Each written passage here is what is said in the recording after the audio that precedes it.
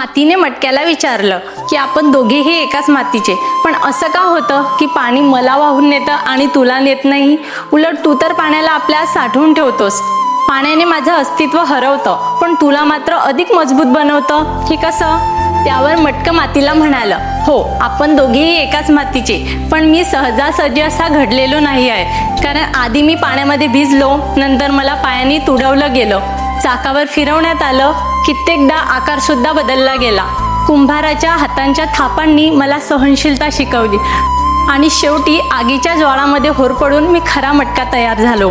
या प्रत्येक वेदनेने, प्रत्येक संघर्षाने मला मजबूती दिली, पाण्याला साठवण्याची ताकद दिली आणि स्वतःला टिकवून ठेवण्याचं सामर्थ्यही दिलं.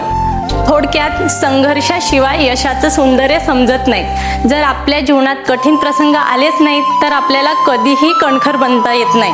त्यामुळे ज्याने संघर्ष स्वीकारला त्याने जीवनाला खरा अर्थ दिला.